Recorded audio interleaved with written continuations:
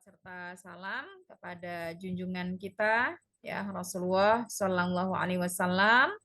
Tentu tak terlupakan juga ya kepada keluarga beliau, putra-putri beliau, istri-istri beliau.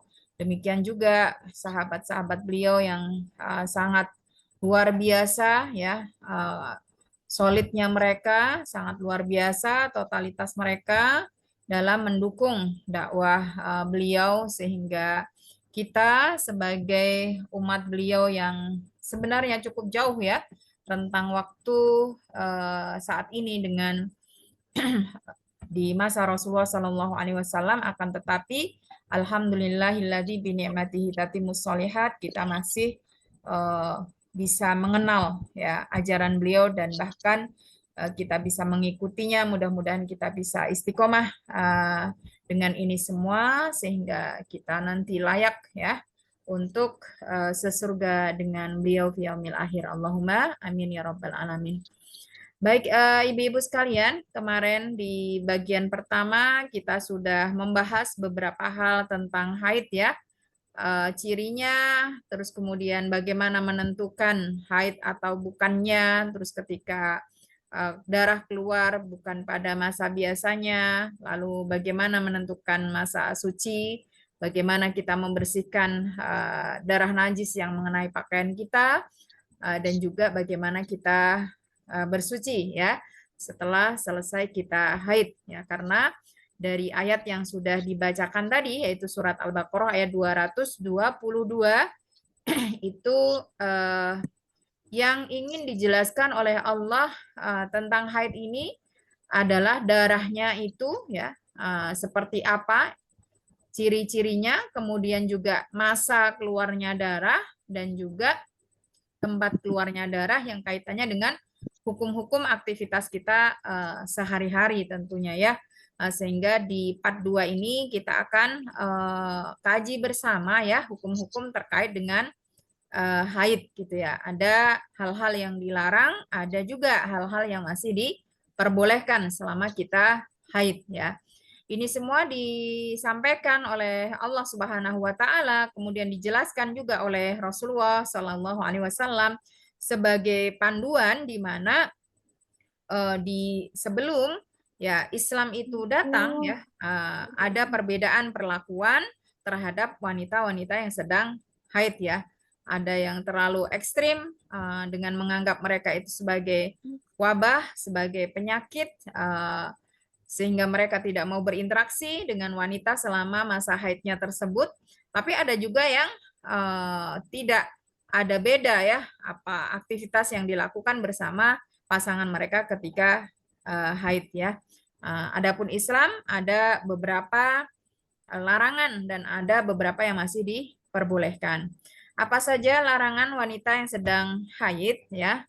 Nah, ini insya Allah kita sudah paham betul ya bahwa wanita haid itu dilarang sholat ya. Sholat apapun, salah satu syarat sahnya itu adalah an-naqa'u min damil haid wan nifas atau at-thaharatu minal hadatsi wan najasah. Jadi sholat itu harus ditunaikan dalam keadaan suci dari hadas maupun najis ya. Sehingga ketika kita bahas tentang syarat wajib sholat, itu adalah tidak ada nifas wa adamul haid ya. Kita tidak sedang haid dan juga tidak sedang nifas. Karena kalau wanita sedang haid atau nifas, itu tidak wajib sholat. Ya, jadi ibadahnya wanita haid dan juga nifas adalah ya tidak sholat itu. Karena ibadah itu bukan hanya melakukan sesuatu, tapi meninggalkan sesuatu yang dilarang, dan kita tahu sesuatu itu dilarang karena Allah Subhanahu wa taala juga Rasulullah Muhammad Shallallahu alaihi wasallam, maka kita dengan meninggalkannya mendapatkan pahala. Dan di poin ini tidak ada ikhtilaf antar ulama. Ya. Apakah darahnya tinggal sedikit atau masih banyak? Kalau itu haid, maka menjadi penghalang kita untuk melaksanakan sholat. Apakah itu sholat fardu maupun sholat sunnah apapun ya. Ada banyak hadis yang menjelaskan tentang ini, diantaranya dalam hadis riwayat muttafaq alaih, beliau Rasulullah Shallallahu alaihi wasallam bersabda, "Alaisa idza hadat lam tusalli wa lam tasum fadzalika nuqsanu diniha." Nah, meskipun hadis ini bentuknya pertanyaan, tapi tidak semua pertanyaan itu adalah pertanyaan yang membutuhkan jawaban. Ada al-istifham lit takrir, ada justru pertanyaan untuk menegaskan, menguatkan ya bahwa seorang wanita jika haid itu tidak sholat dan juga tidak puasa. Nah, dan ini jangan gitu. kalau kita tidak memahami hukum-hukum ini, kemudian kita tidak memahami bagaimana cara menutupi kekurangan kita dalam hal ini, ya, dengan cara melaksanakan ibadah yang masih bisa kita lakukan, ya, selain daripada sholat dan puasa, maka itu akan menjadi kekurangan kita karena kelalaian kita, gitu ya. Nah, seperti itu ya. Kemudian juga disebutkan dalam hadis riwayat Bukhari ya. Di sini disampaikan ya, atajzi ihdana sholataha idza tahurat gitu ya. Apakah kami perlu mengqadha salat kami ketika kami sudah suci gitu ya. Kemudian Aisyah menjawab, aharuriyatun anti gitu ya. Apakah engkau seorang haruri gitu ya. Sehingga tidak paham tentang ini, padahal hukum ini sudah masyhur ya sejak di masa Rasulullah Shallallahu Alaihi Wasallam, sehingga Aisyah mempertegas lagi dengan keterangannya, kunna nahidu ma'an nabi fala ya'muruna bihi au qalat fala naf'aluhu. Jadi kami para sahabiat di masa Rasulullah Shallallahu Alaihi Wasallam, kami ketika haid itu tidak diperintahkan untuk mengkodok sholat. Ya, kami pun tidak mengkodoknya. Nanti akan kita diskusikan lebih lanjut ya. Kemudian yang kedua adalah dilarang puasa. Ini juga tidak ada ikhtilaf antar ulama. Ya, semua ulama sepakat bahwa selama wanita itu masih mengeluarkan darah haid, maka di masa tersebut dia tidak boleh berpuasa. Dan jika dia paksakan untuk berpuasa, maka puasanya tidak sah. Ya, karena kadangkala di bulan Ramadan itu sering sekali ya saya mendapatkan pertanyaan dari para umahat, dari para muslimah begitu ya. Kalau tinggal dikit aja gimana gitu ya? Mau tinggal sedikit 1 titik atau 2 titik ya, selama itu masih darah haid dan keluar di masa haid, maka menghalangi keabsahan puasa kita, sehingga mau dipaksakan juga nggak sah. Namanya nggak sah itu tidak makbul gitu ya, tidak diterima di sisi Allah Subhanahu Wa Taala. Bahkan kita justru berdosa gitu. Kenapa berdosa? Karena ini termasuk dilarang. Kalau kita ingin dapat pahala, justru jangan berpuasa. Ya, kalau dipaksakan puasa, maka kita berdosa. Ya, di sini disampaikan dalam hadis riwayat Muslim diantaranya, karena ada beberapa hadis tentang hal ini ya Ibu-ibu ya, tidak saya cantumkan semuanya. Ya, Rasulullah Shallallahu Alaihi Wasallam sampaikan sebagaimana ini juga diteruskan oleh istri beliau Aisyah radhiyallahu anha ya, ma balul haid taqdisum wala taqdis shalah ya.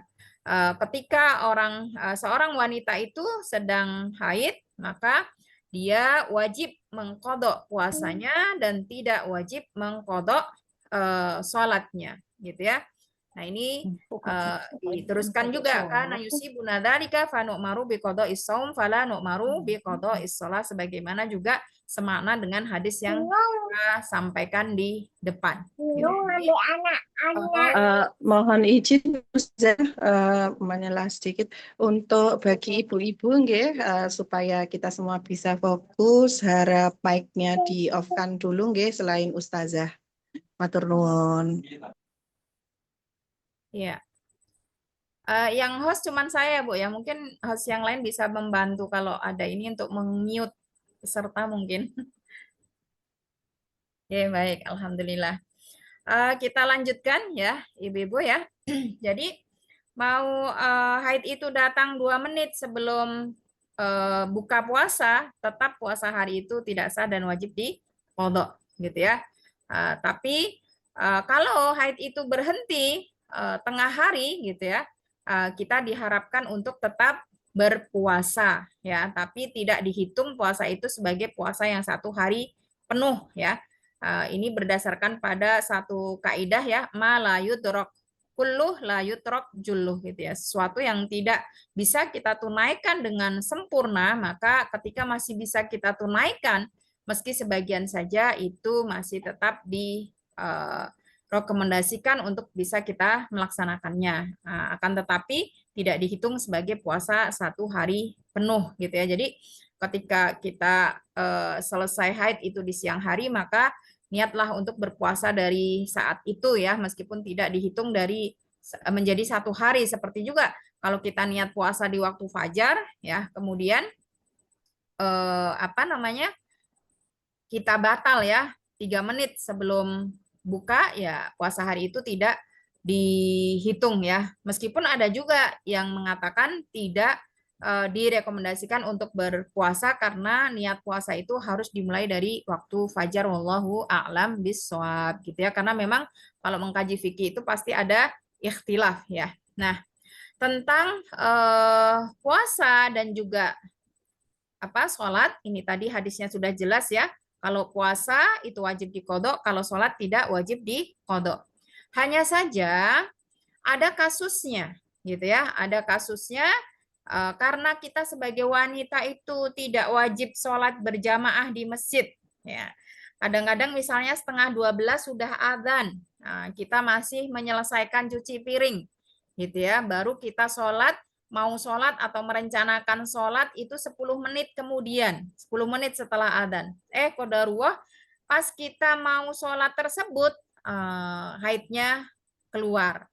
Ya, padahal tadi dari jam 11.30 sampai jam 11.40 haidnya belum keluar. Nah, ini bagaimana ini gitu ya. Nah, kalau kita review kembali tentang syarat wajib sholat, maka saat itu kita masih wajib sholat gitu ya. Sehingga ini menjadi tanggungan kita, namanya kewajiban, kalau tidak ditunaikan maka kita berdosa. Nah, nanti ketika sudah suci, sholat tersebut harus kita qodho. Ya, berdasarkan pada hadis riwayat Bukhari Muslim, di sini dari Abu Hurairah radhiyallahu anhu, anna Rasulullah sallallahu alaihi wasallam qala. Beliau Rasulullah bersabda, man adraka minas subhi raq'atan qabla an tatlu'a syamsu faqad adraka subha. Barang siapa yang mengerjakan ya sholat 1 rakaat dari sholat subuh sebelum matahari terbit, maka ia telah mendapatkan sholat subuh. Waman adraka raka'atan minal asri qabla an taghruba syamsu faqad adrakal asra. Barang siapa yang mengerjakan 1 rakaat sholat asar sebelum matahari terbenam, maka dia telah mendapatkan sholat asar. Juga disebutkan dalam riwayat lain di mana beliau Rasulullah Shallallahu Alaihi Wasallam bersabda, "Man adraka raka'atan minas shalah, faqad adrakas shalah." Siapa saja yang mendapati 1 rakaat atau waktu yang cukup untuk menunaikan 1 rakaat sholat, maka dia telah mendapatkan sholat tersebut. Artinya sholat tersebut wajib ditunaikan ketika dia memiliki waktunya, dan kalau dia menunaikan sholat pada waktunya, meskipun itu baru 1 rakaat, waktunya sudah habis, dia masih dikatakan mendapatkan sholat tersebut, gitu ya. Jadi kalau orang itu sholat subuh 1 rakaatnya di 1 menit sebelum matahari terbit, dia masih dikatakan mendapatkan subuh.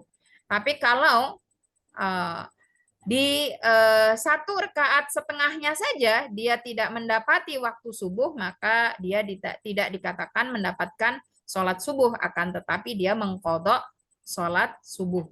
Jadi kalau bangun kesiangan, matahari sudah terbit, itu dia tidak sholat subuh, tapi mengqodho sholat subuh. Kenapa? Karena sholat itu waktunya sudah ditetapkan. Innas sholata kanat 'alal mu'minina kitaban mauquta. Nah, dari hadis-hadis tersebut, ibu-ibu ya, ini terutama dari madhab Syafi'i menyampaikan, wa nassa fi ma idza adrakat min awalil waqti qadaral imkan summa hadat annahu yalzamuhal qada. Jadi siapa saja perempuan yang jika mendapati awal waktu sholat dan dia bisa sholat seharusnya, akan tetapi tadi ya, dia menundanya dan belum sempat sholat, haidnya sudah tiba, maka nanti jika ia suci wajib qada. Ya, juga disebutkan oleh Imam Nawawi, wa in kana dzalika at-tuhru fi waqtil asri au fi waqtil isya. Qala fil jadid yalzimuhu ad-dhuhra bima yalzamu bihi al-asra. Wa yalzamu al-maghriba bima yalzamu bihi al-isya. Nah, bahkan ketika kita bersuci di waktu duhur atau di waktu asar atau di waktu isya, menurut pendapat Imam Syafi'i yang terbaru, wanita tersebut wajib sekaligus menunaikan sholat duhur bersama sholat asarnya dan sholat maghrib bersama sholat isyanya. Nah, ini juga dijelaskan oleh Ibnu Qudamah ya di dalam kitab Al-Mughni, gitu ya. Disebutkan di dalam kitab tersebut, wa idza tahurat al-haid, ya, jika seorang wanita yang sedang haid itu suci, au aslamal kafir, atau orang non muslim itu masuk Islam, wa balaghas sabi, atau seorang yang masih kecil itu menemukan atau mendapati usia baliknya, qabla an taghiba syamsu, sebelum matahari itu terbenam, ya, sholau ad-dhuhra wal asra, maka dia bahkan wajib bukan hanya sholat asar tapi juga sholat duhur. Begitu juga tadi ya, seorang anak yang sudah balik atau seorang non muslim yang masuk Islam, ya. Wa tahuratil haid qabla an tatlu al fajru shollau al maghrib, ya, wal isya al akhirah. Jika seorang wanita itu mendapati masa sucinya sebelum matahari terbit, maka dia berkewajiban untuk menunaikan sholat maghrib dan isya. Nah, dan seterusnya. Nah, jadi ini yang disampaikan oleh kalangan Asy-Syafi'iyah.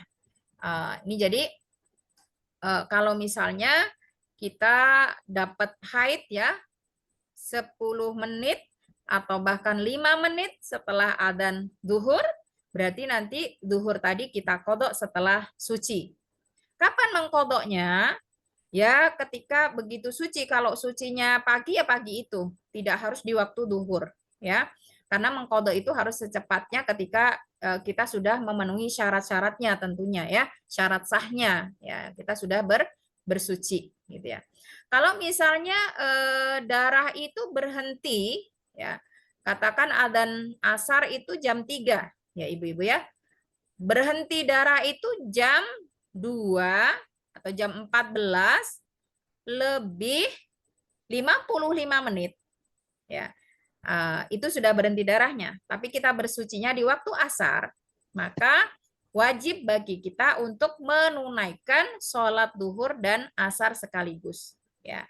Karena di waktu duhur tadi kita masih memiliki cukup waktu untuk menunaikan minimal 1 rakaat sholat. Gitu. Ya.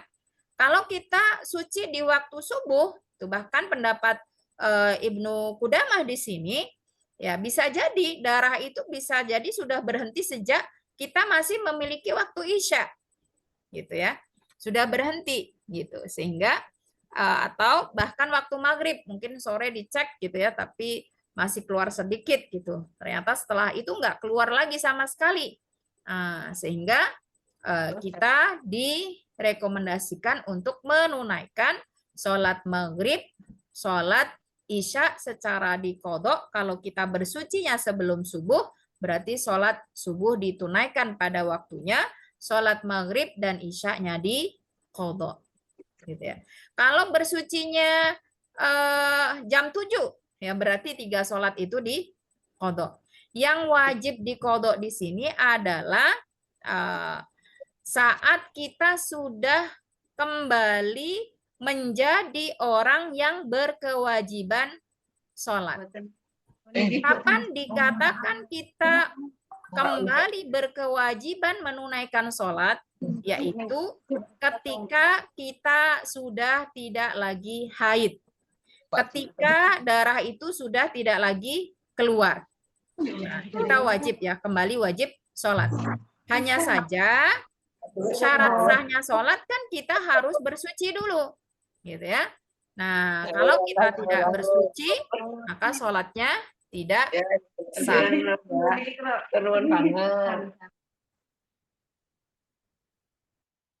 Gitu nggak? Jadi itu caranya. Kalau misalnya kita pagi cek darahnya masih keluar sedikit. Kemudian kita masuk kantor, masuk kerja ya, beraktivitas seperti sedia kala. Kita cek jam 9 sudah nggak ada lagi darah haid keluar karena itu memang hari terakhir ya dari kebiasaan haid kita. Sampai duhur juga nggak keluar, pulangnya asar gitu ya. Nah, kita mandi untuk mengangkat hadas kita ya. Maka karena tadi ketika waktu duhur kita sudah kembali wajib sholat. Nah, kapan kembali wajib sholat tadi? Ketika darah haid itu sudah tidak keluar lagi. Tapi kan kita harus mandi. Mandi dulu kalau sholatnya untuk sholatnya supaya sah gitu ya. Kalau kita di kantor atau lagi di tengah-tengah pekerjaan, kita nggak memungkinkan mandi, ya berarti dari saat duhur itu kita meniatkan untuk menjamak ya sholat duhur dengan asar kita. Ya, kalau misalnya ternyata sampai di rumah maghrib, ya maka kita tunaikan dulu setelah mandi itu sholat maghrib karena sholat maghrib itu waktunya sedikit, baru mengkodok sholat duhur dan asarnya. Nah, seperti itu ya. Semoga ini jelas. Kalau tidak jelas, kalau belum jelas nanti bisa ditanyakan kembali ya tentang kewajiban mengkodok sholat ini ya. Nanti kalau untuk lebih pahamnya, ibu-ibu kita bisa lihat kembali ya.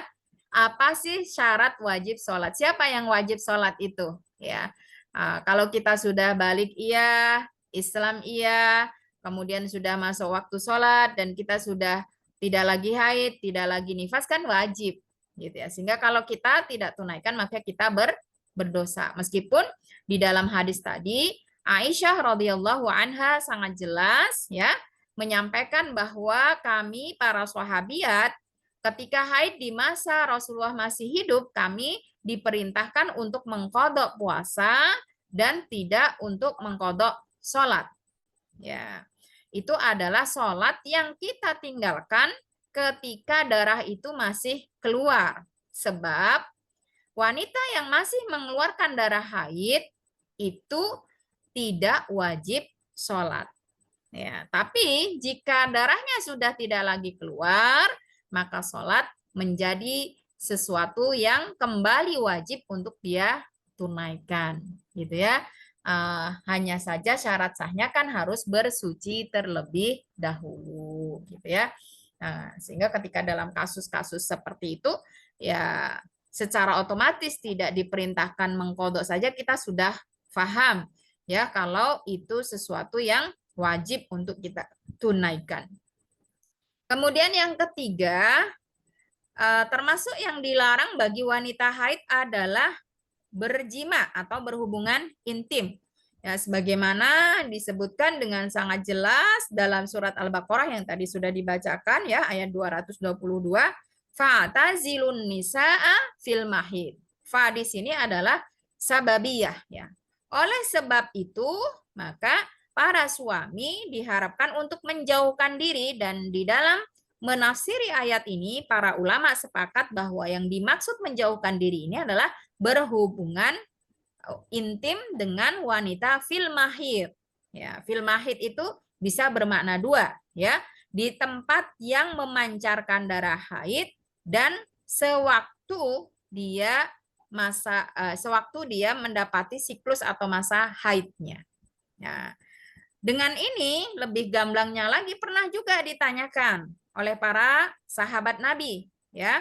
Ya, ketika mereka mendapati perbedaan perlakuan yang dilakukan oleh masyarakat sekitar gitu ya. Mereka bertanya kepada Rasulullah ya, apa yang boleh kami lakukan ketika pasangan kami, istri-istri kami sedang haid wahai Rasulullah? Beliau menjawab, isna'u kulla syai' illa an-nikah. Nah, jadi kalau ada kulla itu lafadznya umum, semua boleh kamu lakukan dengan pasanganmu saat dia haid, ya illa di sini adalah lil istisna, ada pengecualian yaitu an nikah, yang dimaksud di sini adalah berhubungan intim atau jima. Ya, dari ayat dan beberapa hadis ini di dalam kitab Al-Majmu' disampaikan oleh Imam An-Nawawi, ajma'al muslimun ala tahrimi wat'il haid lil ayatil karimah wal ahaditsis sahihah. Semua kaum muslimin bersepakat bahwa menyetubuhi atau berhubungan intim dengan wanita haid berdasarkan pada ayat-ayat yang ada, juga hadis-hadis yang tertera, itu hukumnya haram, dan ini disepakati oleh para ulama, gitu ya. Bukan hanya haram, bahkan berhubungan intim dengan pasangan saat haid ini termasuk ke dalam kategori dosa besar yang paling besar, yang selevel dengan syirik atau murtad. Ya, di dalam hadis riwayat Tirmidzi dan Ibnu Majah, beliau Rasulullah Shallallahu Alaihi Wasallam bersabda, "Man ataha idon." Siapa saja, ini kalau di Indonesia seringnya diterjemahkan barang siapa ya. Kalau saya nggak suka terjemahan barang siapa, itu kurang jelas gitu ya. Man itu siapa saja, lafadz umum ya. Siapa saja yang mendatangi wanita haid, maksudnya berhubungan intim, itu tafsir hadisnya. Au imro'atan min duburiha, atau menyetubuhi istrinya dari jalan belakang atau dubur, atau bahasa kita sekarang mensodominya gitu ya. Au atakahinan, atau mendatangi dukun paranormal untuk meramal kehidupannya, ya. Faqad kafara. Kalau qad setelahnya itu past tense atau fi'il madhi kalau dalam bahasa Arab itu untuk menegaskan dia benar-benar telah kafir bima unzila ala Muhammad, terhadap ajaran yang dibawa oleh Muhammad Sallallahu Alaihi Wasallam. Nah, jadi ini termasuk ke dalam kategori dosa besar yang paling besar. Nah, kalau misalnya terjadi ya karena khilaf, namanya juga manusia gitu ya, atau mungkin gimana dulu belum tahu atau gimana lah ya, atau mungkin baru nikah atau gimana lah, bisa saja ya. Nah, ini gimana? Apa yang harus dia lakukan? Nah, di sini ada beberapa pendapat para ulama. Ya, yang pertama ini pendapat daripada Imam Malik, juga kaul jadid dari Imam Syafi'i dan juga ulama yang lain. Ya, tidak ada kafaroh apapun bagi seorang yang melakukan kesalahan ini, kecuali dia harus benar-benar bertaubat dan memohon ampun kepada Allah Subhanahu wa taala. Karena perbuatan ini menyangkut dengan hak Allah Subhanahu wa taala, dan Allah Subhanahu wa taala itu adalah zat yang maha pengampun lagi memaafkan, selama taubatnya itu taubatan nasuha, sebesar apapun dosanya akan diampuni, gitu ya. Kemudian pendapat yang kedua yaitu pendapat Imam Ahmad bin Hambal. Ini beliau berpendapat ya, bagi mereka yang melakukan hubungan intim dengan pasangan saat haid, maka dia bersedekah 1 dinar atau setengah dinar berdasarkan pada hadis Nabi Shallallahu Alaihi Wasallam yang nanti akan kita sebutkan, gitu ya. Kemudian pendapat yang ketiga, ini ada 2 level ya. Karena tadi di surat Al-Baqarah itu kan syarat untuk kembali halal menyetubuhi istri setelah haid adalah 1, berhenti darah hatta yadhurna, 2, idza tatoharna, sudah mandi besar, gitu ya. Nah, sehingga ini dibedakan. Kalau aktivitas tersebut dilakukan ketika istri sudah tidak mengeluarkan darah, akan tetapi belum mandi besar, maka dia bersedekah setengah dinar. Ya, kalau dilakukannya ketika darah itu masih keluar, maka dia wajib bersedekah 1 dinar. Ya, ini lumayan ya, sekarang harga emas lagi tinggi-tingginya ini. 1 dinar itu 4,25 gram ya ibu-ibu ya, dengan karat 23, Tidak sampai 24 ya seperti antam kalau dinar karena dia harus dicetak seperti koin, dicetak koin ya. Adapun pendapat Imam Al-Auza'i bersedekah 5 dinar. Wah, ini besar sekali ya. Kalau 1 gramnya itu 3 juta, ya berarti lumayan ya, 3 kali 5, 15 juta gitu. Nah, ini hadisnya. Kenapa ada perbedaan pendapat antar ulama gitu ya?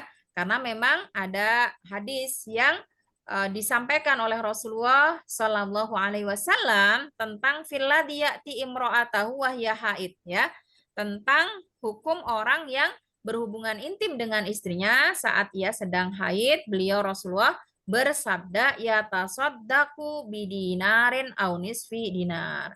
Ia harus bersedekah 1 atau setengah dinar. Ya. Dan di sini kenapa ada yang mewajibkan? Kenapa ada yang tidak? Karena memang lafadznya sebenarnya ini bukan lafadz perintah ya tasaddaku bininar. Itu lafadz berita. Dia bersedekah 1 dinar atau setengah dinar. Tapi kalau kita kaji dari usul fikihnya, justru ketika perintah itu dikeluarkan dalam bentuk berita, itu levelnya lebih tinggi. Artinya sesuatu yang sudah otomatis begitu dilakukan oleh pelanggar hukum ini, begitu ya. Nah, itu kalau seperti dalam surat Al-Baqarah 233 tentang menyusui itu kan berita itu wal walidatu yurdi'na auladahunna. Ya, para ibu itu menyusui putranya, putrinya itu 2 tahun. Kan bukan wajib menyusui, tapi mereka menyusui itu berita. Nah, tapi itu levelnya tinggi, kenapa nggak usah diperintahkan sudah otomatis gitu. Nah, begitu juga di sini. Makanya kenapa terjadi perbedaan pendapat antar ulama. Ini nanti kita bahas di yang boleh aja ya, kalian gitu. Jadi seperti itu ibu-ibu ya. Tuh. Kalau misalnya nggak mampu, ya tinggal pilih pendapat yang mana sesuai dengan situasi dan kondisi dia gitu ya. Karena memang perbedaan pendapat itu menjadi satu keleluasaan bagi kita ya untuk menerapkan ajaran Islam itu tanpa keluar dari yang mestinya gitu. Dan kita semua tahu setiap kita mengkaji fikih pasti tidak lepas dari perbedaan karena fikih adalah produk ijtihad ya. Jadi meski dalilnya sama, para ulama menganalisa dengan metode yang berbeda, dengan sudut pandang yang berbeda, dengan pengalaman dan ilmu juga yang berbeda, sehingga meski bahannya sama, hasilnya bisa berbeda di situ ya. Nah, kemudian yang keempat, itu wanita yang sedang haid dilarang tawaf. Ya, ini juga dialami oleh Ibunda Aisyah radhiyallahu anha. Ketika beliau berhaji bersama Rasulullah Shallallahu Alaihi Wasallam, berarti haji wada ya, karena Rasulullah itu hanya sempat berhaji 1 kali saja. Haji yang pertama dan terakhir yaitu haji wada. Di dalam beberapa referensi buku sirah disebutkan ikut bersama beliau 100.000 sampai 400.000 sahabat termasuk semua istri-istri beliau ya. Nah, ini qadarullah Aisyah sedang haid, mendapati haid saat berhaji ini ya. Kemudian ya seperti mungkin biasa kita ya, itu ya ini gimana nih, apa yang boleh kita lakukan dan tidak boleh kita lakukan gitu ya. Terlihatkan sedih. Rasulullah memberikan panduan kepada beliau, yang panduan ini tentu berlaku juga untuk kita semua ya. Fa'ali ma yaf'alul hajj. Lakukanlah segala sesuatu yang dilakukan oleh orang yang berhaji ya. Ma ini lafadz umum, apa saja boleh. Ghaira an tatufi, ghaira alla tatufi. Nah, ini istisnanya ya. Kecuali, ada pengecualiannya, ada penghususannya, yaitu apa? Tawaf bil bait. Ya. Hatta tadhuri, sampai darah itu sudah tidak lagi keluar. Ya. Kemudian di dalam hadis riwayat Bukhari Muslim dari Ibnu Abbas radhiyallahu anhuma, dia berkata, umiron nas, ya, manusia diperintahkan. Ya, siapa yang memerintahkan di sini? Beliau Rasulullah Shallallahu Alaihi Wasallam. an yakuna akhira ahdihim bil bait. Ketika menunaikan ibadah haji itu agar aktivitas yang terakhir dilakukan adalah tawaf wada. Illa annahu khuffifa anil haid. Adapun bagi yang sedang haid itu diberikan rukhsah atau dispensasi untuk tidak menunaikan tawaf wada termasuk juga tawaf kudum ya. Akan tetapi tawaf ifadah atau yang termasuk ke dalam rukun haji dan rukun umroh tentu tidak boleh tidak boleh ditinggalkan. Kalau ditinggalkan maka hajinya tidak sah atau umrohnya tidak sah ya. Jadi kesimpulannya terkait dengan tawaf ini, para ulama sepakat tawaf asalnya adalah harus ditunaikan dalam keadaan toharoh. Itu tanpa terkecuali ya. Tidak boleh bagi wanita haid itu bertawaf padahal ia mampu nantinya bertawaf setelah suci ya. Meskipun ada nih pendapat ulama mutaakhirin ya, tapi tidak muktamad gitu ya. Oh, enggak apa-apa, di ini aja di bahasa kita disumbat gitu ya, disumbat aja. Yang penting mandi sebelum terus disumbat terus tawaf cepat-cepat gitu ya. Ada yang berpendapat seperti itu, tapi itu ulama kekinian gitu ya, yang kita tidak tahu dasarnya apa. Kalau dari fikih-fikih klasik itu para ulama sepakat ya bahwa tawaf itu seperti sholat yang harus ditunaikan ketika seorang dalam keadaan suci ya dari hadas besar maupun hadas kecil. Dan para ulama juga sepakat bahwa tawaf kudum juga tawaf wada ini tidak wajib bagi wanita haid sebagaimana tadi disampaikan dalam hadis riwayat Ibnu Abbas gitu ya. Dan para ulama juga sepakat bahwa wanita haid dianjurkan ya untuk menunggu hingga suci ketika akan melakukan tawaf. Setelah suci baru benar-benar dia boleh untuk Iya, ya kan gajinya betong. Nah, kalau misalnya kita pengen banget ya tetap berwada dengan Baitullah ya ibu-ibu ya, di sana di Babun Nisa itu ada akses yang melihat Ka'bah, terlihat ya Ka'bahnya dari luar, itu bisalah dari sana sekedar mengucapkan salam perpisahan ya. Tapi untuk tawaf ini tidak sah dilakukan ketika darah itu masih keluar ya. Karena di dalam hadis sangat jelas beliau Rasulullah Shallallahu alaihi wasallam sampaikan at-tawafu bimanzilatis shalah illa abaha fihi an-nutq. Jadi tawaf itu kedudukannya sama dengan sholat, hanya perbedaannya ketika tawaf itu kita boleh bicara. Kalau sholat kan tidak boleh bicara dan batal ya kalau kita berbicara saat sholat. Nah, tapi meski demikian pembicaraan yang kita lakukan selama tawaf bahkan selama kita menunaikan rangkaian ibadah haji itu tidak boleh mengandung rafatha wala fusuqa wala jidal ya.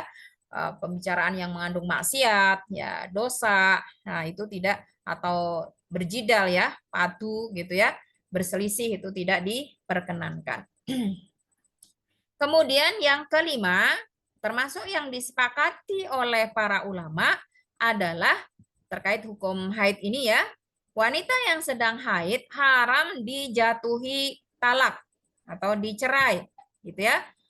Ini sebagaimana disebutkan oleh Allah di dalam surat At-Tolak ayat 1, meskipun khitabnya di sini untuk Nabi, tapi hukumnya itu untuk umum ya, termasuk umat beliau yaitu kita semua. Ya ayuhan nabi, idza tallaqtumun nisa fatallikuhunna li'iddatihinna wa ahsul iddah. Apabila kamu menceraikan istri-istrimu, hendaklah kamu ceraikan mereka dalam mereka itu dalam keadaan iddahnya. Yang dimaksud iddah di sini para ulama menafsirinya dengan masa suci mereka, yaitu setelah haid selesai sebelum melakukan hubungan intim. Hitunglah masa iddah juga dengan masa suci tersebut, gitu ya.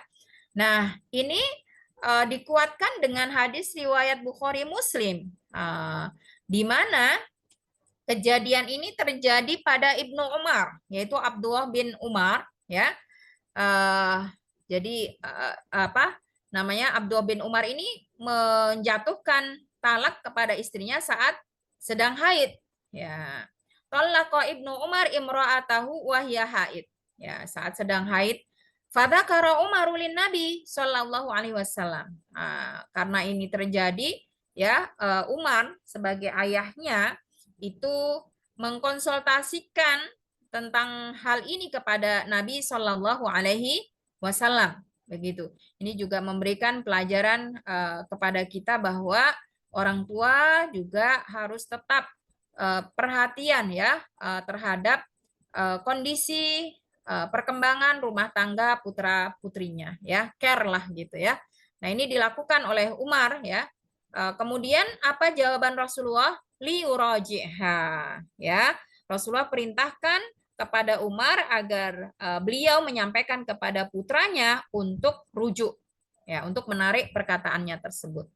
Lalu Umar kembali bertanya, ya, tuh tasabu, apakah karena kata-katanya itu sudah keluar, ya, padahal kita semua tahu sesuatu yang keluar dari lisan dengan sengaja dan itu jelas kata-kata tolak itu terjadi, ya.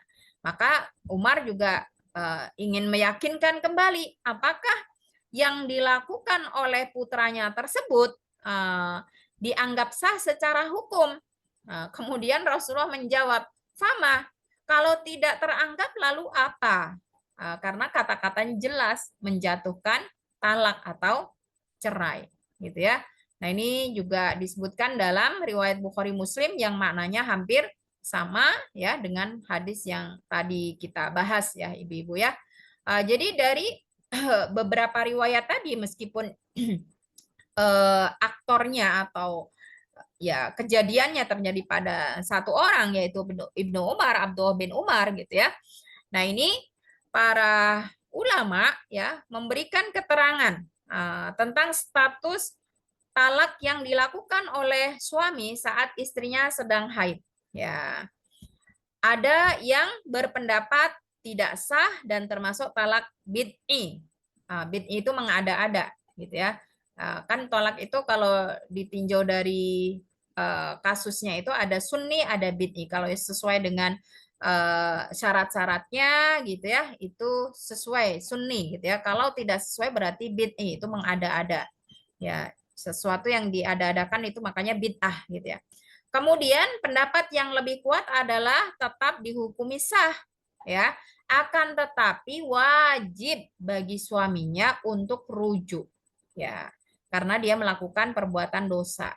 Jadi kalau secara hukum tetap sah, ya, tapi dia wajib rujuk. Kalau itu talak yang pertama, ya berarti jatuh pertama. Kalau kedua berarti sudah jatuh talak kedua dan tidak ada kesempatan lagi, ya, untuk berikutnya. Karena kalau sudah talak 3 itu nanti masuknya talak bain kubro, ya, yang tidak bisa dirujuk oleh suaminya atau mantan suaminya kecuali si istri sudah menikah dengan orang lain dan pernikahannya gagal, ya, atas izin Allah Subhanahu wa taala, bukan atas skenario yang dibuat, begitu ya. Nah, ini maka harus sangat berhati-hati, ya, terkait ini. Dan sangat penting bagi kita para umahat, para aba, ya, bapak-bapak, ibu-ibu itu untuk mengkaji fikih rumah tangga, ya, karena faktanya di lapangan itu sangat banyak, ibu-ibu, ya, kejadian-kejadian seperti ini. Kalau misalnya itu diteruskan, ya berarti hubungannya haram. Kalau hubungan haram berarti itu zina, gitu kan? Nah, ini. Jadi kalau dia rujuk, ya, sebelum masa iddah selesai tinggal rujuk saja.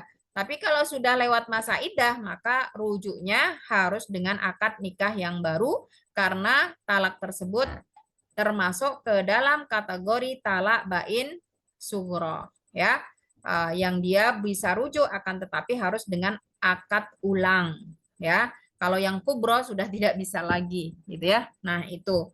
Ini serius tapi sering disepelekan, ya, tidak sedikit ya sudah pisah 2 tahun tiba-tiba balik rujuk aja gitu ya, atau yaitu tadi ya talak dijatuhkan ketika istrinya sedang haid ya.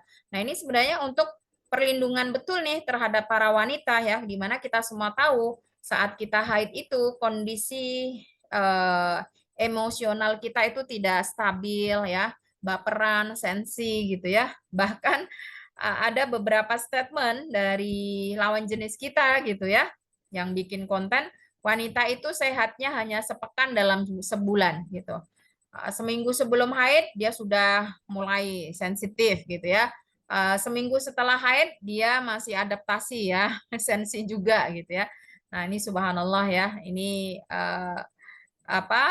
menjadi koreksi untuk kita semua agar berhati-hati dalam segala hal, karena ini merupakan sunatullah yang tidak mungkin merugikan kita asal kita bisa memanage dengan baik begitu ya. Nah, ini. Kemudian yang keenam adalah menyentuh mushaf ya. Yang dimaksud mushaf di sini adalah mushaf Al-Qur'an. Dan yang dimaksud mushaf Al-Qur'an adalah Al-Qur'an yang tanpa tarjamah, tanpa tafsir, tanpa keterangan apapun ya. Artinya murni di sana yang ada di lembaran-lembaran tersebut adalah kalamullah, firman Allah Subhanahu wa taala ya. Dan ini harus diperlakukan berbeda dengan buku-buku karya manusia ya, atau Al-Qur'an yang ada perkataan manusianya. Kalau ada terjemah itu ada perkataan manusianya gitu ya. Nah, ini sebagai adab kita berinteraksi dengan Al-Qur'an ya. Sebagaimana disampaikan oleh Allah dalam surat Al-Waqiah ayat 79 ya. La yamassuhu illal mutahharun. Tidak menyentuhnya. Di dalam tafsir ini yang dimaksud menyentuhnya ini adalah Al-Qur'an atau mushaf Al-Qur'an kecuali orang-orang yang disucikan, dan di dalam tafsir disebutkan orang yang dalam keadaan suci sebab dikuatkan oleh keterangan Rasulullah Shallallahu Alaihi Wasallam dalam beberapa riwayat, diantaranya dalam riwayat Al-Hakim. Di sini beliau bersabda, la tamussul Quran illa wa anta thahir. Ya, tidak boleh menyentuh Al-Qur'an kecuali engkau dalam keadaan suci, gitu ya. Tapi kalau yang terjemah boleh, kalau HP boleh ya disentuh ya, atau tablet atau PC atau laptop ya boleh ya ibu-ibu. Yang tidak boleh adalah mushaf Al-Qur'an. Meskipun dari surat Al-Waqiah ayat 79 ini juga ada multitafsir ya dari kalangan ulama. Ada yang menafsiri bahwa yang dimaksud di dalam ayat ini adalah pesan-pesan ilahi itu tidak akan bisa masuk ke relung hati orang-orang yang hatinya kotor gitu ya. Ada juga yang dimaksud di sini adalah Al-Qur'an yang ada di Lauhul Mahfuz. Ya, tapi yang lebih muktamad pendapatnya adalah yang dimaksud di dalam ayat ini adalah Al-Qur'an atau mushaf Al-Qur'an yang ada di tengah-tengah kita. Karena kalau yang ada di Lauhul Mahfuz itu semua yang menyentuhnya adalah malaikat, dan malaikat itu suci, jadi tidak perlu dikecualikan, gitu ya. Kalau yang dimaksud adalah bahwa nilai-nilai atau pesan-pesan ilahi itu tidak bisa masuk kepada hati yang kotor, itu adalah tafsir yang jauh begitu ya. Bukan zohiri tapi majazi gitu ya. Nah, itu perlu ada dalil yang menguatkannya gitu. Sedangkan untuk tafsir yang ketiga yaitu mushaf Al-Qur'an itu tidak disentuh atau tidak boleh disentuh kecuali dalam keadaan suci dari hadas besar maupun kecil. Itu ada penguatnya dari hadis Rasulullah Shallallahu Alaihi Wasallam ya, sehingga ini pendapat yang bisa diterima gitu ya. Kemudian yang ketujuh adalah membaca Al-Qur'an. Kenapa ini saya kasih tanda tanya? Karena di sini ada ikhtilaf ulama, ada perbedaan ulama tentang hukum wanita haid membaca Al-Qur'an ya. Ada dua pendapat, ada yang membolehkan, ada yang melarang gitu ya. Kenapa ada yang membolehkan, ada yang melarang? Nah, sebagaimana kesepakatan para ulama ya ibu-ibu, bahwa para ulama ini sepakat untuk menetapkan hukum, apakah itu haram, ataukah itu wajib, atau halal, atau itu sunnah, atau itu makruh, itu tidak boleh menggunakan hadis do'if. Ya, jadi hadis do'if itu hanya boleh digunakan untuk fadhailul a'mal. Nah, sedangkan status hadis yang melarang wanita membaca Al-Quran saat haid ini adalah do'if. Ya, nah di sini disampaikan la yaqra'ul junub walal haid syai'an minal Quran. Nah, ini hadisnya do'if ya. Selain hadis ini do'if, juga variabelnya kalau kita gunakan metode kias atau analogi ini tidak sama ya. Orang junub itu adalah wanita atau laki-laki yang suci melakukan hubungan ya, dan dia pastinya waktunya hanya berselang 1 kali waktu sholat. Sedangkan haid itu rentang waktunya sangat panjang ya, rata-rata 7 hari gitu ya. Kalau hanya sekali waktu sholat tidak membaca Al-Quran, itu tidak masalah. Tapi bagaimana dengan sepekan tidak membaca Al-Quran? Apakah tidak bahaya dengan ruhiyah kita semua? Gitu ya. Dan di dalam hadis lain disebutkan, anan nabiyya sallallahu alaihi wasallam kana la yahjubuhu an qiraatil Qur'ani syai'un illa an yakuna junuban. Tidak ada kondisi dan situasi yang menghalangi beliau Rasulullah Shallallahu Alaihi Wasallam ya dari membaca Al-Quran kecuali dalam keadaan junub. Yang kita semua tahu ya, junub itu sewaktu sholat saja ya kan. Misalnya dia melakukan hubungannya di malam hari ya sebelum subuh kan harus bersuci. Nah, dan tidur juga kan nggak baca Quran gitu ya. Atau dia melakukannya pada subuh berarti kan sebelum duhur dia sudah harus bersuci. Nah, sehingga ini waktunya singkat begitu ya. Nah, dari hadis ini ya ada perbedaan pendapat antar ulama ya. Di antaranya ini ulama dari madhab Hanafi, Hambali, termasuk juga Imam Bukhari, ya, kemudian Daud Az-Zahiri dan Ibnu Hazm membolehkan wanita haid dan nifas membaca Al-Quran asalkan tidak menyentuh mushafnya. Ya, tidak menyentuh secara langsung, maksudnya kalau pakai penghalang seperti kaos tangan misalnya ya, atau penjepit kalau orang dulu itu diperbolehkan ya. Membolehkan membaca sebagian kecil dari Al-Quran seperti 1 atau 2 ayat. Melarang membaca Al-Quran sepenuhnya bagi wanita haid dan nifas. Ini pendapat dari madhab Hanafi dan juga Syafi'i, sebagian daripada madhab Hambali itu ya, bahkan sebagian kecil tidak diperbolehkan. Nah, dari beberapa pendapat tersebut kami merekomendasikan gitu ya ibu-ibu ya, sebagaimana kita tahu sebagai seorang muslim dan muslimah itu kita punya 5 kewajiban terhadap Al-Quran ya kan. 1 adalah istima'uhu, menyimak ketika dibacakan, mendengar ketika dibacakan di surat Al-A'raf ayat 204 ya. Wa idza quri'al Qur'an fastami'u lahu wa ansitu la'allakum turhamun. Jika dibacakan Al-Qur'an maka dengarkan dan diam agar kamu memperoleh rahmat. Yang kedua adalah tilawatuhu, ya kan? Kita diperintahkan atau berkewajiban untuk membacanya. Warattilil Qur'ana tartila, bahkan membacanya dengan tartil. Yang ketiga, kita diperintahkan untuk apa? Tadabburuhu, mentadabburinya. Sebagaimana disampaikan oleh Allah, afala yatadabbarunal Qur'an am ala qulubin aqfaluha. Kenapa kamu tidak mentadaburi Al-Quran? Padahal Al-Quran itu tidak diturunkan pada hati yang tertutup. Gitu ya. Kemudian yang keempat adalah hifdzuhu, menghafalnya.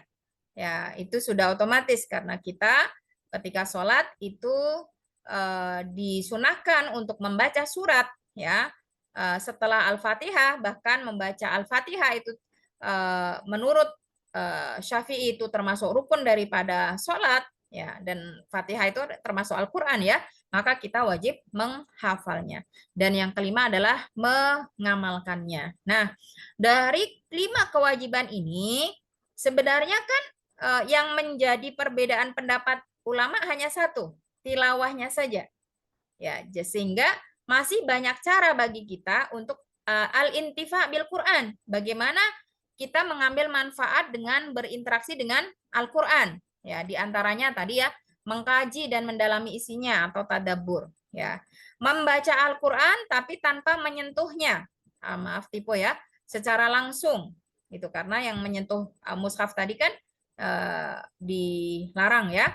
Atau membaca Al-Quran dengan terjemah dan tafsirnya sehingga kita paham, atau membaca Al-Quran sebagai wirid. Misalnya kalau kita sudah memiliki kebiasaan di malam Jumat baca Al-Kahfi, ya itu dibaca. Atau sebelum tidur kita baca surat As-Sajdah atau surat Al-Mulk bersamaan juga Muawwidat, ya tetap kita baca meskipun dalam keadaan haid gitu ya. Atau mempelajari dan mengajarkan kepada yang lain ya. Nah, ini tidak ada ikhtilaf antar ulama sehingga tetap bisa kita lakukan gitu ya. Nah, itu alternatifnya. Kemudian yang kedelapan, termasuk yang dilarang wanita saat haid, tapi ini juga ada ikhtilaf antar ulama adalah masuk masjid. Ini kasusnya sama persis seperti membaca Al-Quran.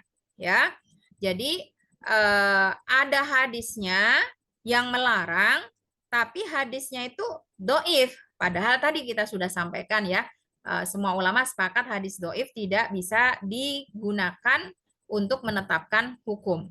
Ya, di sini dari Aisyah radhiyallahu anha, ia berkata bahwa Rasulullah Shallallahu alaihi wasallam bersabda, "Inni la uhillu al-masjida li haid wala junub." Ini sama-sama juga ya, variabelnya tidak sama antara wanita haid dengan junub. Ya, itu kalau junub itu rentang waktunya singkat, kalau haid itu lama, gitu ya. Kemudian di dalam surat An-Nisa ayat 43, Allah Subhanahu wa taala berfirman, ya ayyuhalladzina amanu la taqrabus sholata wa antum sukara hatta ta'lamu ma taqulun.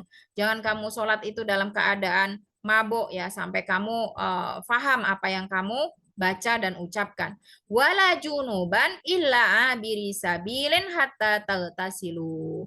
Dan jangan pula orang yang sedang junub itu menghampiri ya, singgah di masjid ya, kecuali sekedar lewat saja. Tapi kan di ayat ini disebutnya junub gitu ya. Nah, jadi dari tafsir surat An-Nisa ayat 43 ini para ulama mempertanyakan apakah yang dilarang bagi orang yang junub adalah sholat ataukah berdiam diri di masjid ya. Nah, ini ada perbedaan pendapat antar ulama. Juga termasuk menstatuskan hadis di atas tadi ya, ada yang mendoifkannya sehingga tidak bisa jadi dasar hukum ya. Ada juga yang masih menerimanya ya. Nah, dari sini kesimpulannya ibu-ibu sekalian yang kami muliakan ya, hukum wanita haid dan orang junub masuk masjid ini menurut mayoritas ulama ya, kalau orang yang junub ini tidak boleh berdiam diri di masjid, hanya boleh lewat saja ya. Kemudian tidak ada hadis yang melarang wanita haid memasuki masjid kecuali yang tadi hadis di atas, itu pun statusnya adalah doif begitu ya, atau lemah gitu. Sehingga jika wanita haid itu sekedar lewat saja atau ada keperluan, maka hukumnya memasuki masjid itu boleh. Nah, ini dikuatkan dengan beberapa riwayat yang lain. Bahkan Rasulullah Shallallahu alaihi wasallam pernah meminta Aisyah radhiyallahu anha untuk mengambilkan sajadah kecil beliau yang ada di dalam masjid. Nawilini al-humrah. Dan saat itu Aisyah sedang haid, ana haid. Qala Rasulullah bersabda, innaha laisat fi yadika. Sesungguhnya haidmu itu bukan karena sebab di tanganmu. Artinya apa? Itu menjadi sunatullah yang tidak lantas menghalangi kamu dari berbagai aktivitas ya, atau kebaikan gitu ya. Kemudian juga ini dilewati saja. Nah, ini ada seorang wanita yang kita semua kenal dengan nama Ummu Mahjan gitu ya. Walidatan kanat sauda lihayen minal Arab ya, seorang budak perempuan berasal dari salah satu suku dari bangsa Arab gitu ya. Fa'atakuha yang mereka merdekakan ya. Fakanat ma'ahum, kemudian ia tinggal bersama mereka. Faja'at ila Rasulillah fa'aslamat. Datang kepada Nabi lalu masuk Islam. Qalat Aisyah fakanat laha khiba'un fil masjid au hifsurun ya. Dia itu punya tenda ibu-ibu ya, tenda di dalam masjid atau tinggal di masjid karena di masa tersebut itu tidak sedikit yang masuk ke dalam kategori ahlus sufah ya. Ahlus sufah itu adalah para sahabat yang tidak punya tempat tinggal, jadi mereka itu tinggal di masjid. Tentunya kita semua tahu ya, kalau wanita itu ya pasti mengalami haid gitu ya. Nah, kalau tinggal di masjid ya sudah, berarti tidak masalah kan, kalau tidak dipertanyakan gitu ya. Bahkan Ummu Mahjan ini tinggal di masjid membersihkan masjid sampai wafat ya. Kemudian Rasulullah tidak menangi wafatnya beliau ya, tahu-tahu sudah dimakamkan. Karena Ummu Mahjan ini seorang wanita yang spesial, Rasulullah minta untuk dibawa, ditunjukkan ke makamnya lalu mensolatkannya gitu ya. Nah, di sini. Jadi kesimpulannya, nah ini maaf tidak saya tuliskan di slide ya, atau terhapus ya, kemarin sudah saya tuliskan sebenarnya. Jadi wanita yang haid itu boleh memasuki masjid dengan 2 syarat. 1, ada keperluan seperti kajian, mengambil sesuatu, bertemu dengan seseorang misalnya gitu ya, itu diperbolehkan. Kemudian syarat yang kedua adalah tidak meninggalkan najis. Nah, jadi dia menjamin ya tidak meninggalkan najis. Tapi kalau qadarullah ternyata juga meninggalkan najis, ya dia siap dengan konsekuensinya harus mensucikan tempat tersebut karena tempat tersebut difungsikan sebagai tempat sholat yang harus suci dari najis. Nah, seperti itu saja ya. Itu pendapat yang lebih kuat gitu. Tapi kalau misalnya ada di antara kita yang memilih pendapat dilarang, ya sudah, tidak masalah gitu ya. Tidak masalah gitu. Tapi kita sudah sampaikan tadi ya beberapa referensi yang bisa menjadi penguat daripada pendapat yang memperbolehkannya. Jadi dilarangnya juga tidak mutlak, diperbolehkannya juga tidak mutlak, tapi dengan syarat. Sama juga tadi ya bagaimana kita tetap bisa al-intifa bil Quran, ya mengambil manfaat daripada Al-Quran selain daripada aktivitas yang diperselisihkan oleh ulama saat kita sedang haid gitu ya. Sehingga dengan ini kita sebagai para wanita yang ditakdirkan oleh Allah untuk haid itu tidak mungkin kehilangan ladang pahala gitulah ya. Kalau haid itu menyebabkan kita kehilangan ladang pahala, berarti kan ada unsur kezoliman, padahal zolim itu haram bagi Allah Subhanahu wa Ta'ala, dan Allah sendiri yang mengharamkan atas dirinya. Nah, sekarang hal-hal yang diperbolehkan bagi wanita yang haid ya. Yang pertama, kalau tadi dilarang berhubungan intim, tapi tidak dilarang melayani suami. Tidak dilarang melayani suami untuk memenuhi kebutuhannya.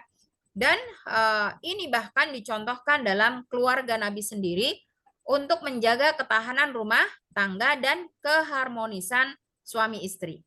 Ya, sebab kita semua tahu secara normalnya ya laki-laki itu membutuhkannya 2 kali minimal dalam sepekan.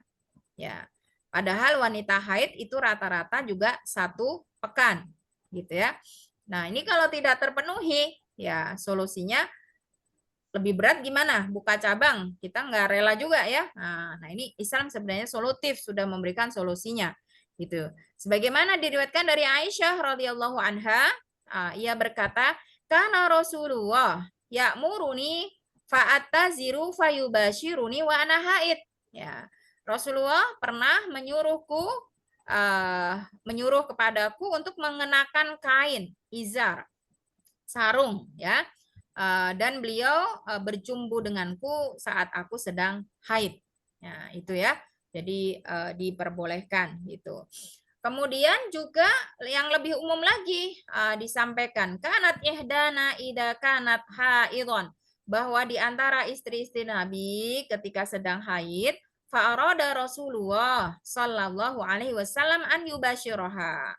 Kemudian Rasulullah ingin bercumbu dengannya, fa'amaroha an tattazira fawra fi fauri haidotiha, untuk menutupi bagian yang memancarkan darah haid tersebut ya, kemaluannya saja.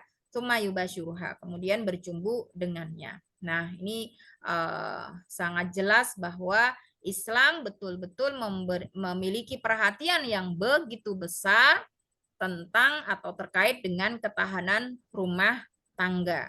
Ya, adapun jika saat ini ya banyak kasus-kasus perpisahan, perceraian itu akibat ketidakharmonisan keluarga, rumah tangga, hubungan, itu bisa jadi karena masih banyak yang belum memahami betapa tentang hal ini merupakan sesuatu yang sangat diperhatikan oleh Islam, karena ini menjadi salah satu faktor terpenting ya untuk menjaga ketahanan rumah tangga.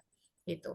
Ketika bahkan kami membantu ya pasangan suami istri yang sedang tidak harmonis, itu ya, itu penyebab utama di dalam yang jadi list dari suami adalah itu tadi, tentang hubungan. Nah, itu ya, tentang hubungan. Jadi kita boleh melakukan apapun agar suami kita terpenuhi kebutuhannya, dengan catatan kita tidak membuka atau tetap menutup bagian yang memancarkan darah. Itu saja ibu-ibu ya. Dan untuk caranya insya Allah para suami sudah paham ya, bagaimana, kita tinggal manut saja gitu ya. Dan bahkan bisa jadi seorang wanita masih bisa orgasme ketika sedang haid ya. Nah, seperti itu. Kemudian yang kedua yang diperbolehkan dan bahkan diperintahkan adalah menghadiri sholat Id.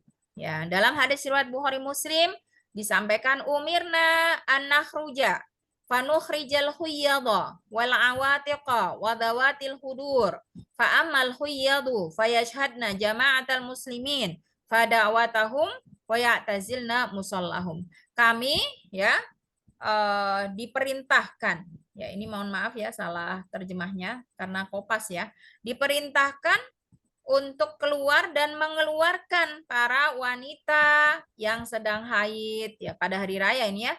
Di dalam tafsir hadis ini disepakati oleh para ulama, ini kaitannya dengan sholat hari raya, baik itu Idul Fitri maupun Idul Adha ya.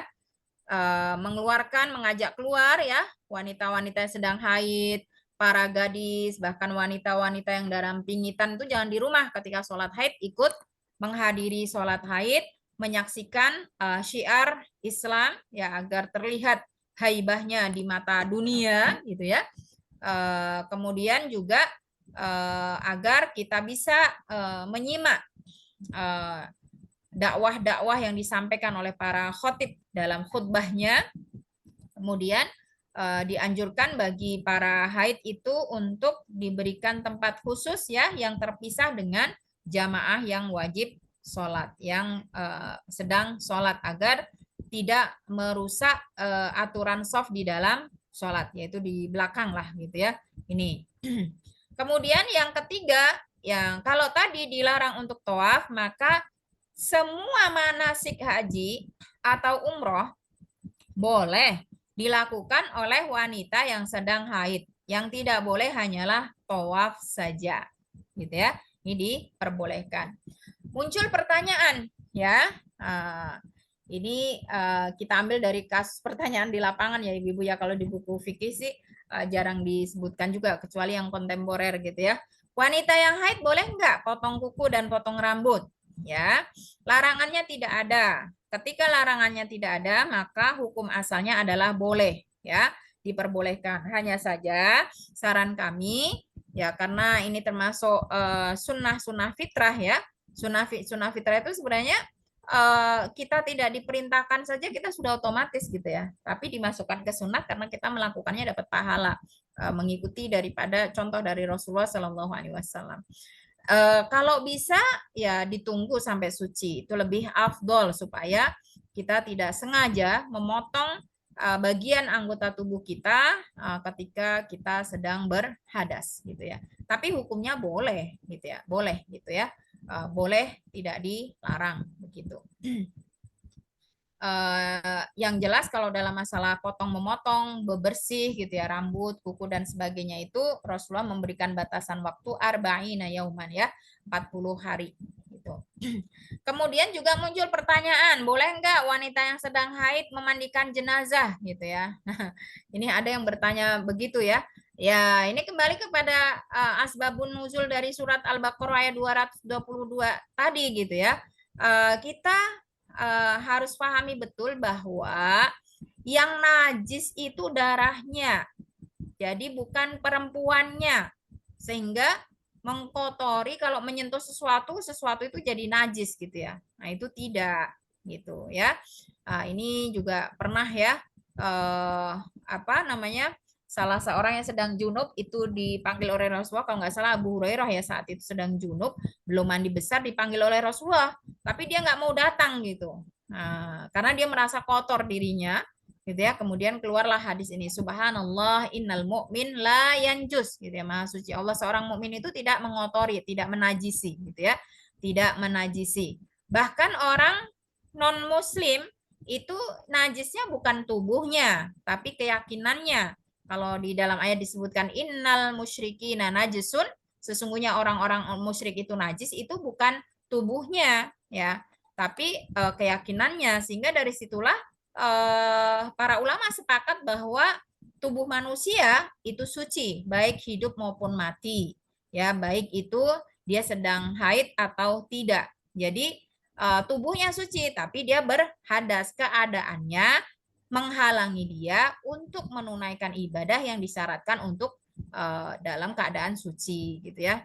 Hanya yang jadi pertimbangan, yang namanya haid kan masing-masing kasusnya berbeda ya ibu-ibu ya. Ada yang kalau haid itu bisa mengalami anemia, pusing, ya, kram dan sebagainya, itu harus menjadi pertimbangan ya. Jangan sampai kita ingin melakukan kebaikan tapi justru kemadharatan yang timbul lebih besar karena kondisi kita yang kurang memungkinkan gitu. Tapi kalau menurut kami kalau hanya sekadar membantu gitu ya, itu bisa sih. Kalau yang jadi pokok ya itu mungkin agak berat ya untuk merawat jenazah itu ya. Juga pernah ada pertanyaan, boleh nggak wanita haid itu ziarah kubur?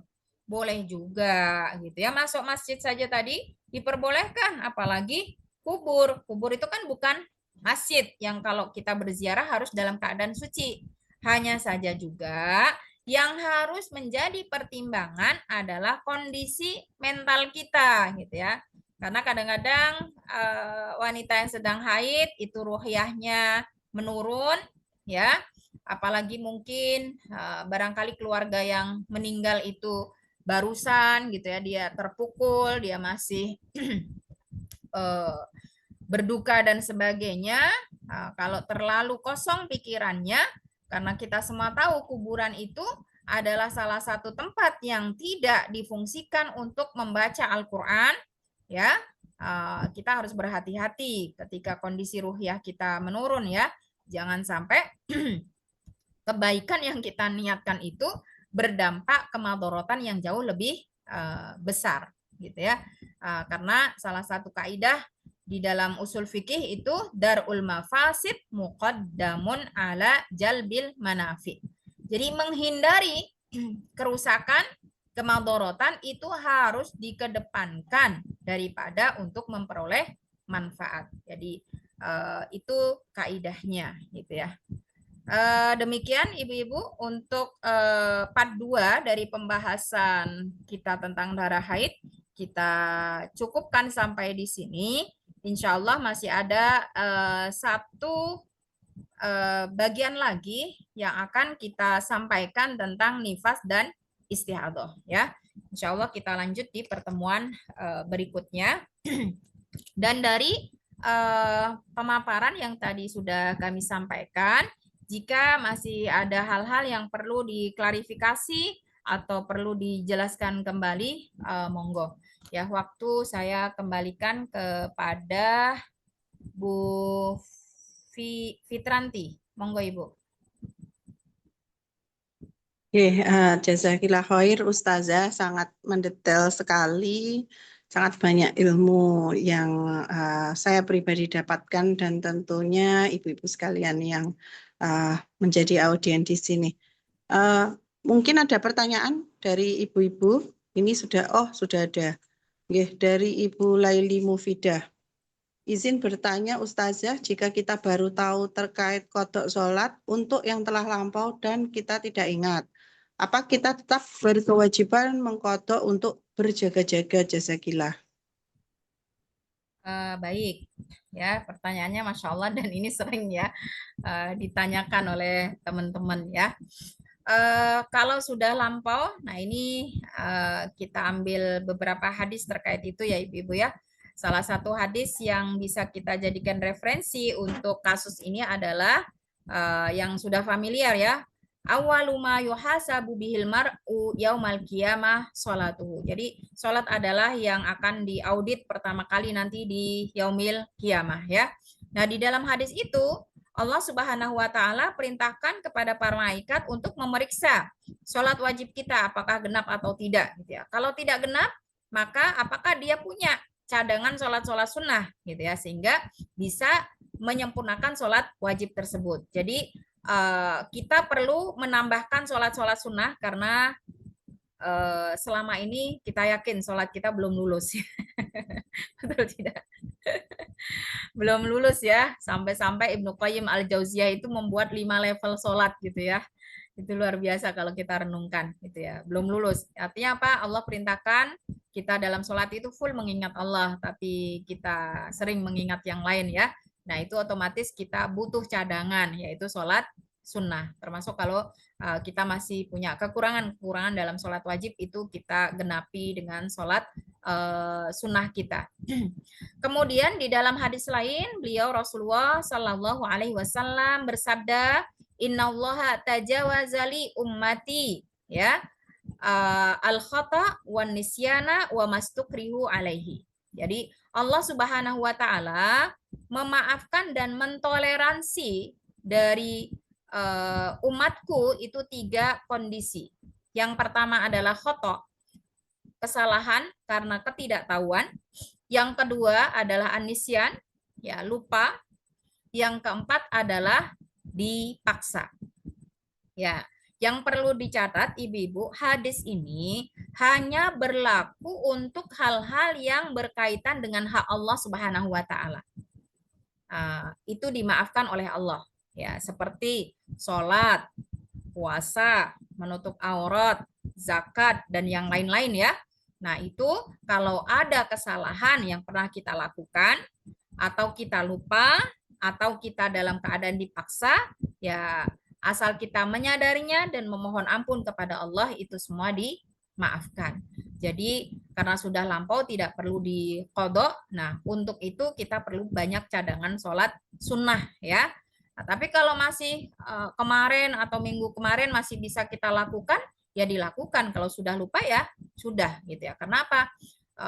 Kan banyak asmaul husna ya, ada al-afu, al-ghafur, al-ghaffar, itu saking besarnya dan luasnya maaf dan ampunan Allah Subhanahu wa taala bagi kita yang mau bertaubat dan memohon maaf gitu ya. Jangankan itu ya, yang kasus besar-besar saja asal dia taubatan nasuha itu diterima ya. Makanya kan di perang Khaybar itu ada seorang Yahudi yang baru masuk Islam dan dia ikut jihad lalu syahid ya. Beliau sampaikan, kalau kalian pengen tahu ahli surga yang tidak pernah menunaikan sholat, belum sempat sholat itu dia gitu ya.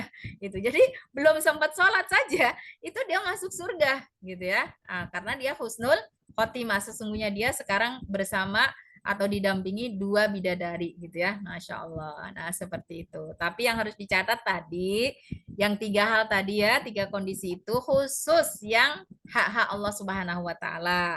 Tapi kalau hak manusia tidak bisa, ngutang lupa, ya tetap harus disahur, nggak bisa dengan istighfar dan taubat gitu ya. Gitu.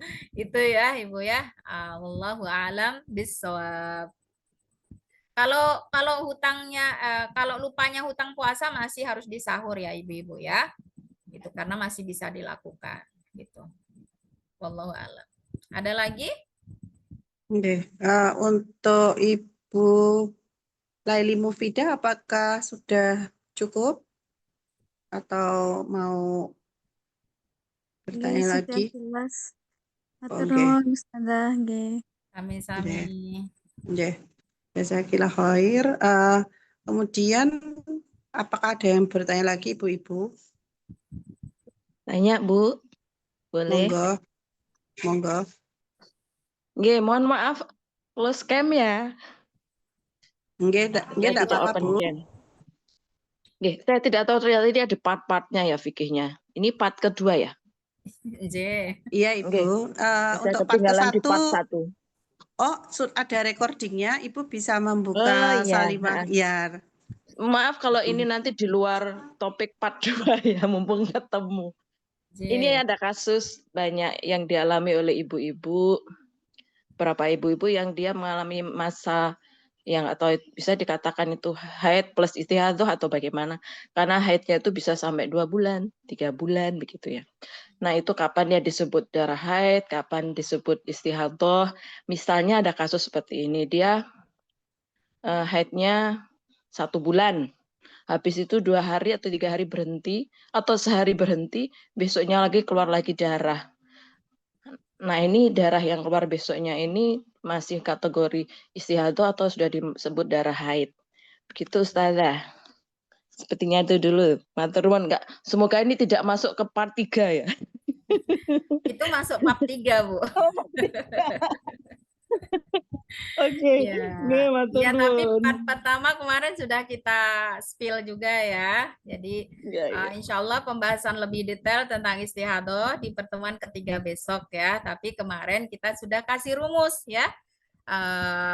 Dari pembahasan tentang periode haid itu pendapat jumhur maksimal haid itu 15 hari dalam sebulan.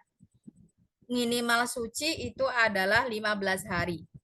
Jadi kalau keluar darah terus-menerus selama sebulan itu dan kalau itu sudah menjadi kebiasaan dia hanya boleh mengambil 15 hari saja sebagai masa haidnya. Kalau itu tidak menjadi kebiasaan dia, maka dia hanya boleh mengambil dari apa yang menjadi kebiasaannya. Ya, misalnya ketika dia belum mengalami ini, ketika normal itu dia haidnya 7 hari, maka dalam sebulan itu meskipun keluar darah seperti itu, yang dihitung sebagai haid adalah 7 hari. Kecuali jika setelah diidentifikasi 7 hari berikutnya darah yang keluar itu memiliki karakter yang sama dengan darah haid. Ya, sebagaimana disebutkan oleh Rasulullah yang kemarin sudah kita sampaikan di part pertama kemarin ya, bahwa darah haid adalah aswadu yu'rafu, memiliki warna yang khas ya, yaitu merah pekat dan baunya juga khas, yang bahkan yu'raf itu ditafsiri oleh para ulama, mayoritas wanita bisa mengenalinya dengan bau yang khas tadi dan warnanya tadi. Gitu, sehingga di sini kita bisa identifikasi selain daripada kebiasaan kita saat normal, kalau memang sudah punya kebiasaan normal, adalah dari warna darahnya dan baunya. Gitu ya. Kalau tidak bisa, untuk kasus-kasus tertentu seperti Hamnah binti Abi Hubais kemarin ya, itu dia bahkan hanya boleh mengambil 7 hari saja atau 6 hari. Itu pun pakai mini riset ya, di antara saudaranya, teman-temannya yang selingkungan itu haidnya biasanya berapa hari. Kalau 6 hari ya dia 6 hari ikut ya. Kalau 7 hari ya 7 hari ikut. Karena kejadian-kejadian seperti itu, kalau kita rujuk pada sabda Rasulullah, itu beliau menyampaikan innama hiya ruqdatun min ruqadatis syaiton ya. Itu bisa akibat adanya gangguan ya dari syaitan, sehingga solusinya Ibu ketika ada kasus seperti ini, satu, diperiksa dulu secara medis ya, diperiksa dulu secara medis. Kalau dokter atau ahli memberikan keterangan bahwa kondisi ini normal, maka terapi berikutnya adalah dengan ruqyah. Nah, itu sesuai dengan yang disabdakan oleh Rasulullah, itu adalah gangguan ya, gangguan daripada syaitan yang ingin memalingkan manusia untuk mengingat Allah. Makanya beliau berpesan kepada wanita yang mengalami seperti itu, karena di masa Rasul juga ada yang mengalami seperti itu, agar dia tidak sholat 6 atau 7 hari saja, dan dia mengambil masa sucinya 23 sampai 24 hari dalam 1 bulan. Gitu. Jadi tidak lantas ya sebulan itu dia full haid gitu. Kalau kita melihat dari penelitian dan analisa yang dilakukan oleh para fuqaha kemarin kan ya, maksimal haid dari madhab Syafi'i, madhab Hanbali, dan madhab Maliki itu adalah sama-sama 15 hari. Sehingga lebih dari itu masuk ke dalam hitungan istihadah. Nah, istihadah itu statusnya sama seperti wanita suci ya, yang insya Allah akan kita bahas lebih detail di part 3 besok ya, tentang nifas dan istihadah gitu. Wallahu a'lam bishawab. Sudah jelas atau belum Ibu? Kalau belum, monggo bisa di feedback. Ya Bu, ya Ustazah. Sebenarnya mau pertanyaan lagi, tapi ya sudahlah, nanti kita ikuti di part 3. Ya, lebih detailnya nanti ada di part 3 ya, pembahasan tentang nifas dan istihadah gitu. Oke. Tapi di recording di part pertama kemarin sudah kita spill ya. Oke. Untuk menentukan ini haid atau bukan, itu sebenarnya ada di bab haid juga ada, lebih detail lagi di bab istihadah ya. Oke. Nggih, matur nuwun, jazakallahu khair. Wa'iyyakum barakallahu fikum. Masya Allah Ustazah banyak yang sangat tertarik, sehingga ini tadi baru ada yang menanyakan mana recording part 1, kemudian menanyakan lagi jadwal part 3, Masya Allah sekali. Jadi Ibu monggo bisa bergabung di grup Sabila Salimah Tulungagung, sudah saya ketik di ini di chat, monggo Ibu bergabung sehingga nanti Ustazah rencananya tidak hanya kami undang untuk fikih daras saja, mungkin nanti ada fikih sholat dan sebagainya. Tentunya kalau Ustazah kita ingin bertanya nggak sungkan ya sama beliaunya. Kalau seorang ustadz itu mungkin kita akan sungkan seperti itu. Enggak. Nah, mungkin seperti itu Ibu-ibu monggo bergabung di grup Sabila. Di grup Sabila WhatsApp juga sudah ada recording dari rekaman pertama seperti itu Ibu-ibu. Untuk link Zoom dari part 3 juga akan kami taruh di grup Sabila ya Ibu-ibu. Monggo silakan bergabung, sudah saya taruh di chat. Jika tidak ada pertanyaan lain ini karena sudah jam 9 ya Ustazah. Sebenarnya sepertinya ada yang Ibu sekalian masih nih? sangat banyak sekali pertanyaan. Tapi nanti oh masalah. Monggo Ibu. Ibu Nisa, monggo. Terakhir. Nggih. Assalamualaikum warahmatullahi wabarakatuh. Waalaikumsalam.